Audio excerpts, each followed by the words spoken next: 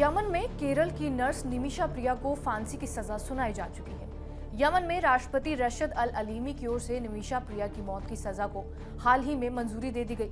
खबर यह है कि 1 महीने के अंदर उसे फांसी हो सकती है। इस खबर के बाद नर्स का पूरा परिवार सदमे में है। साथ ही उसे बचाने के लिए समय की कमी को महसूस कर रहा है। अब सवाल यह है कि क्या निमिषा प्रिया अभी भी फांसी की सजा से बच सकती है?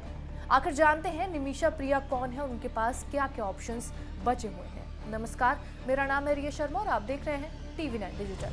भारत ने मंगलवार को ये कहा कि वो यमन में मौत की सजा का सामना कर रही भारतीय नर्स के मामले में प्रासंगिक विकल्पों को तलाशने के लिए हर संभव मदद मुहैया करा रहा है। विदेश मंत्रालय के प्रवक्ता रणधीर जायसवाल ने कहा कि हम हर संभव सहायता मुहैया करा रहे हैं। उन्होंने कहा कि हम यमन में निमिषा प्रिया की सजा से अवगत हैं। केरल के पलक्कड़ जिले के कोलेगॉन की रहने वाली निमिषा प्रिया को कथित तौर पर एक यमन नागरिक की हत्या के लिए मौत की सजा सुनाई गई। निमिषा को यमन से भागने की कोशिश के बाद गिरफ्तार किया गया था।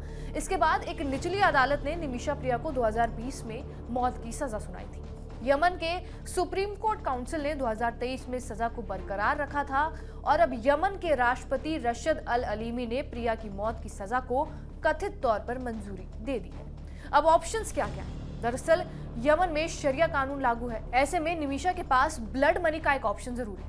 शरिया कानून के मुताबिक अपराध का शिकार व्यक्ति या उसका परिवार पैसे लेकर अपराधी को माफ करने का ऑप्शन चुन सकता है। यदि पीड़ित का परिवार ब्लड मनी को स्वीकार कर लेता है तो निमिषा को माफी मिल जाएगी। इसके बाद उसकी रिहाई सुनिश्चित हो सकती है। नवंबर 2023 में निमिषा प्रिया की ओर से बातचीत शुरू करने के लिए $40,000 यानी कि भारतीय रुपए के हिसाब से देखा जाए तो $34,31,474 रुपए का भुगतान किया गया था। मीडिया रिपोर्ट्स के मुताबिक फांसी की सजा को माफ कराने के लिए उसके परिवार को $4 लाख और देने पड़ेंगे, यानी भारतीय रुपए के हिसाब से देखा जाए तो 3,43,14,740 रुपए।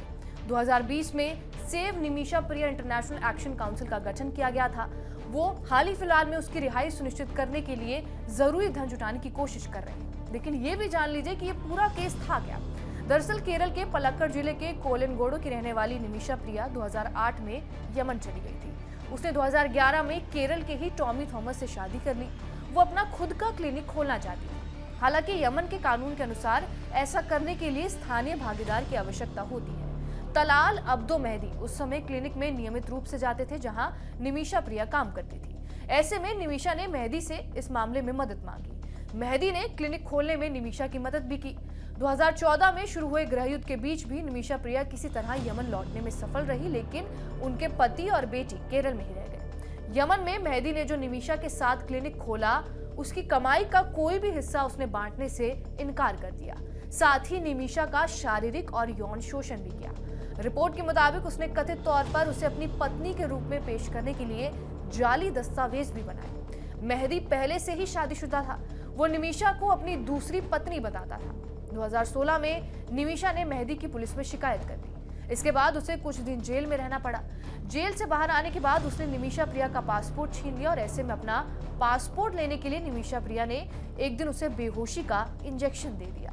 सिडेटिव के ओवरडोज के चलते मेहदी की मौत हो गई। इस मामले में अब्दुल हनान नाम के नर्स को आजीवन कारावास की सजा सुनाई गई, वहीं निमिषा को फांसी की सजा सुनाई गई। अब देखना यह अहम होगा कि क्या निमिषा प्रिया की फांसी की सजा भारतीय विदेश मंत्रालय टाल पाता है या फिर नहीं।